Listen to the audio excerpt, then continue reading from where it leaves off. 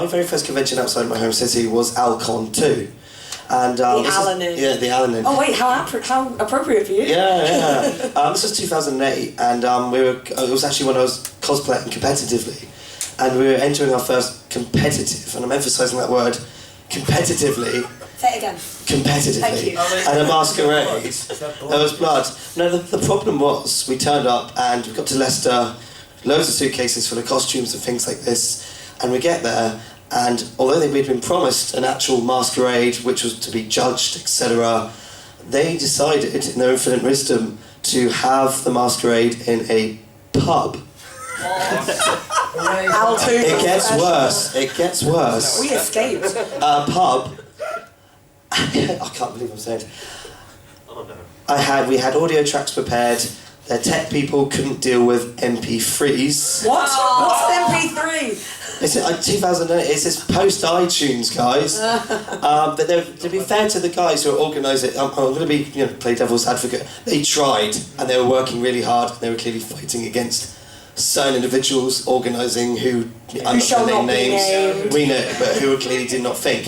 Now the worst aspect is the layout, because our costumes were quite elaborate. What were you wearing? We were Soul Calibur. Oh, it was and that the running one. joke was I was going to come on as the guest character because it was it Darth Vader at the time, or oh, yeah, so we had all the elaborate characters come out in our big group, and we played the Darth Vader music, and I came out in a to scale Dr. Eggman costume with my tiny legs and a genuine couch around with a paddle machine. I nearly peed. It was really good fun, but the problem was, now you see this wonderful stage you guys have out, and the first Kitacon I was at, my mind was blown. It was like by the like technicians have been here. I can tell. 3 years ago, but their pub, right? We got there and we knew it was bad when where are the changing rooms? You can use the gents' toilets. What? And they were smaller. They were like half the size of this room, ignoring the cubicle space. And okay, this is bad. And so all these 30 contestants shoved into the apparently gender-neutral toilet or something like that. We had to get changed.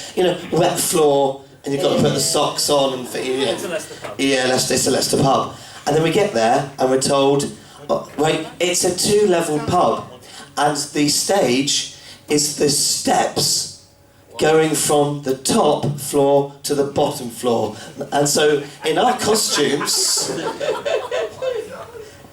In fairness to Alcon, that must have been hella entertaining to watch. No, because one of our party, I think it was actually Tab, tripped and almost broke his shin. Oh my god! And this is the I think so. Yeah, actually, one of those costumes.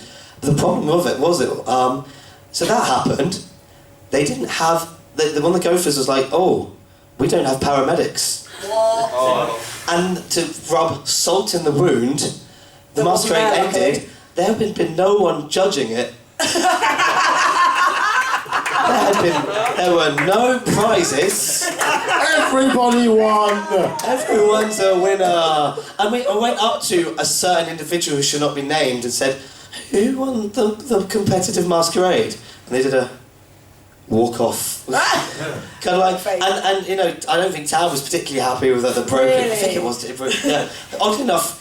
You get, how unreasonable of Tab to be. I know, right? Almost breaking his leg and having no paramedics arrive. Not jolly about it. What? Not jolly. So yeah, from just the actual person paying to attend, and because I was like 18 at the time, I thought, what the hell is this? They're not all like that. No. That's to say, Kitacon was a genuine revelation because that was before I even knew the It's another example of people using their strengths. Yeah. It was. Who's the chap who knows the tech guys? It's Phil, isn't it? Yeah. So Phil basically used his experience as a DJ to bring in a tech team. Well, he actually went to a nightclub. To run a nightclub and bring in a tech team. Basically, he knew what the heck they were doing. He's like, stages can be crap at conventions. Let's make them less crap, and he did, and it was wonderful. But also, we've had some dealer horror stories. But has there been a particular? You're a dealer who's been to just about everything. Oh, thank you. Makes me sound like a dealer bike, but that's no. Okay. I'm okay with that. Your husband's the bike. But. Yeah, he is. That's true. I'm just trying to. Do you know how Hugh? You'll probably relate to this. It all just blends into one horrendous thing. Actually, I'm gonna single out Alcon again. I can't Alcon remember. free. I cannot remember which Alcon it was. One Alcon, actually. This is when Will Blewett. Some of you might know Will Blewett, who used to run Amicon. He was living in the same city at the time, and there was fuck all going on in the evening at Alcon that we gave a shit about. So we were like, well, what the hell are we gonna do? We'd stupidly taken public transport because neither of us could drive at the time, so we had our entire dealing stock in 2 enormous bags, which was stupid on us, not Alcon's fault. And Will messaged me going, do you want to come round to my house and watch Star Wars on my telly? And I was like, yes, please. So we literally left the convention and went round our pal's house for the evening, and it was great. But anyway, yes, so I'm a bit...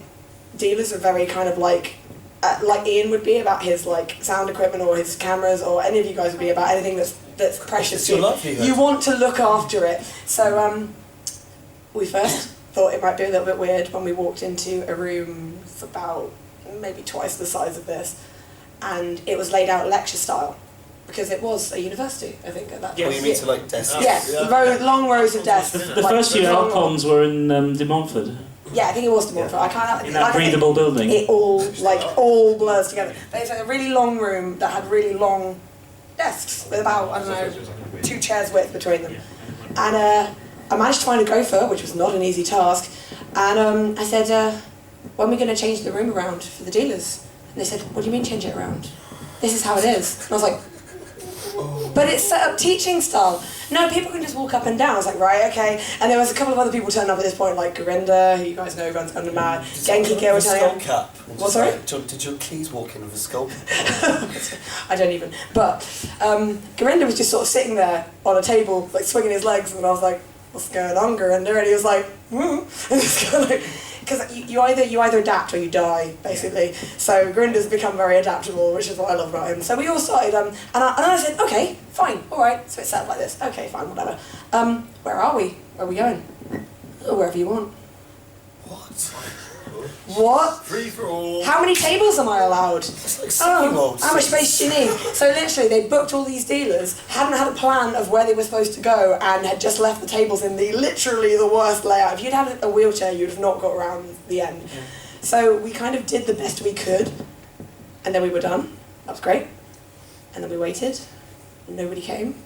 Like, the room's open, we can't leave. And it got to the point where it was so late at night that Gorinda, bless him, had said, I'll stay until someone comes. Oh. You guys can all go. And I was like, are you sure? I don't want to say yes, but I'm really hungry. And Gorinda's like, yeah, it's fine, off you go. So we came back the next morning, I was like, thank God Gorinda stayed till it was locked, no problem. I go up to the door and I'm like, right, okay, no gophers around. Okay, room must still be locked, push the door. Oh my God. Oh my God, the room's unlocked. I don't even know when they unlocked it, but basically it had just been standing open all morning. And we were like, so we all kind of like we're becoming like shell shocked now. We're all behind our stands like this. And it's 5 minutes till opening and we're like, game faces on. And then the head of the convention, who should not be named, walked around and went, everything all right? And at this point we were like, yeah, it's fine, thanks, please leave. And then they were like, oh, we're having an event in an hour that we're going to shut the dealer's room down for. I was like, why? Oh, because people might want to go to it. Or they might not. Why not give them the choice? Oh, we're just going to shut the doors. So basically, I could go on, but I'm going to stop. I think everything I'm going to come out with is going to be more things that should never have happened to any dealer. This is so rubbish. We can do one more question. One more? Oh. Well. Sorry, Hugh, what was you saying? Go on. No, I mean, I think I'm done bitching. Let's go. How much more time have we got? Time for one. We could do one more. Well, I'll tell you what. Let me. I can do my bit of this really quickly, because having done 5 startup cons while at AUB, I'm not going to single anyone out as awful because every single one of them had something wrong. No. The point is every single one of them had something wrong, but not all of them were directly the fault of the convention organisers or learn from their mistakes. Precisely. You know, one of them we went back for the second time, and the second one was worse, and so we realised, no, we're never going again. Alcon, we did the first one and never went back. In fairness to Alcon, they have improved massively. So this is the thing, you don't get to you don't. They're actually fun. Yes, exactly. You don't last that long without learning. And that's one of the things I wanted to say, is that what Iain was saying earlier about how you figure this out, and what Shenny was saying about, getting it wrong and then getting it right. I mean, it's a learning process. I've just realised it's all been recorded. I'm like, whoops, yeah, tell anyone that. So I think really what I want to... names were mentioned. Exactly. I think really what I want to say is, if as an attendee or as a dealer, part of the issue is actually figuring out what is making it bad, and whether or not you think that's going to change, and whether or not you're going to support them in the change. Because that's the other problem, is that egos or not, some of these people are never going to learn if they don't actually get told to their face what's wrong. And so actually you've got to vote with either your feet or your wallet. And I think I think that's a really important part of making a worst con experience into something useful. You know, it's just part and parcel of the process. Either they learn or they die. Yeah. As cons, not people. Hopefully we don't die in the process. Yeah. That's me done.